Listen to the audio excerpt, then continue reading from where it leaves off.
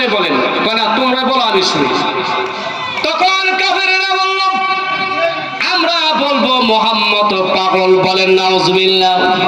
আপনারা বলেন তো আল্লাহর নবীকে পাগল? আপনিও বললে পাগল না, আমিও বললেও পাগল না, সেটা আল্লাহ ঘোষণা করে দিয়েছেন। কে ঘোষণা করছেন? আল্লাহ ঘোষণা করছেন, মা আনতা বিনি'মাতি রাব্বিকা বিমাজনুন।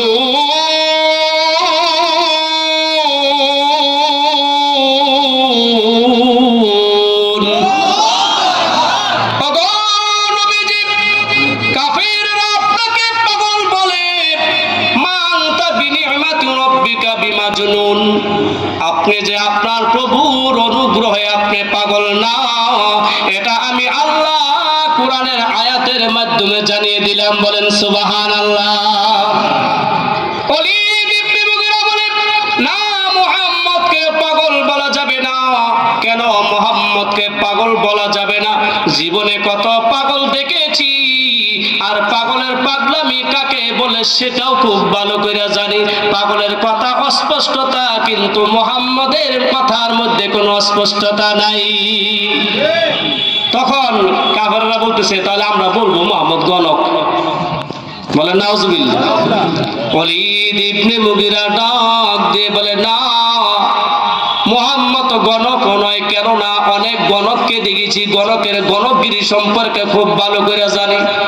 গণকের ছন্দবদ্ধ ঠিক থাকে না, কিন্তু মুহাম্মদের ছন্দবদ্ধ ঠিক থাকে। বলেন সুবহানাল্লাহ। তাহলে বলবো আমরা মুহাম্মদ কবি।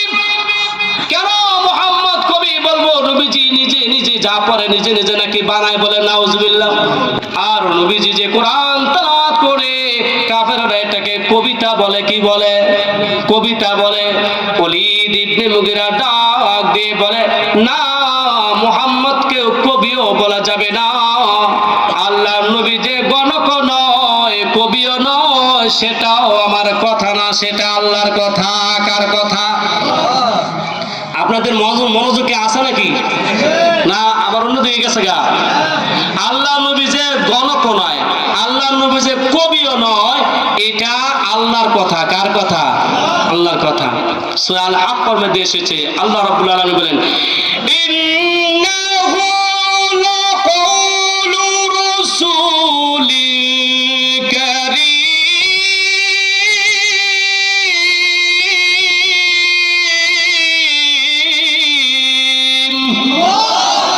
ওয়া মা হুয়া বিকাউলি শাইরিন قليلا ما تؤمنون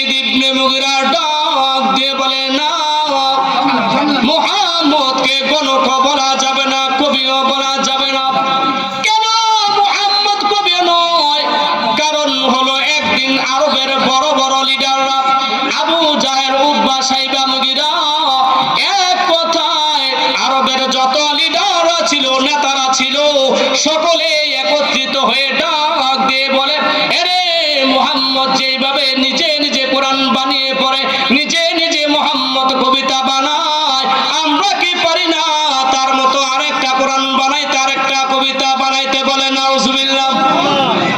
তখন সবাই বলে কেন পারবো না? অবশ্যই আমরা পারবো, কারণ আমাদের এই আরবের ভিতরে কত বড় বড় কবি আছে যারা তাৎক্ষণিক সাথে সাথে কবিতা বানাইতে পারে।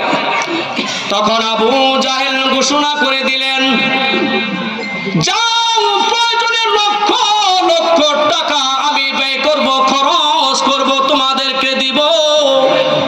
এই আরবের ভিতরে যত বড় বড় কবি আছে তাদেরকে নিয়ে আসো, প্রয়োজনে লক্ষ লক্ষ টাকা খরচ করো, তারপরও কবি নিয়ে আসো। দেখবেন মসজিদ মাদ্রাসা ইসলামের জন্য, দিনের জন্য যখন কোনো কালেকশনের জন্য যায়, টাকা পয়সা আনতে যায়, তখন কিন্তু অনেক মানুষ আছে টাকাওয়ালা পয়সাওয়ালা, কিন্তু টাকা পয়সা দেয় না। জোরে কোন ঠিক কিনা?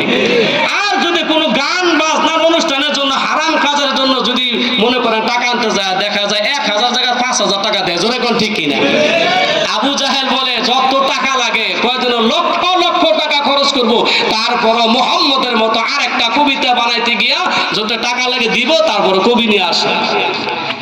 তখন কাফেররা এই আরবের ভিতরে যত কবিতা ছিল, সমস্ত কবিদের মধ্যে থেকে সবচেয়ে বড় কবি যিনি, কবি লাবিদ, তাকে নিয়ে আসা হলো। আসার পরে ডাক দিলে বলে, রে লাবিদ,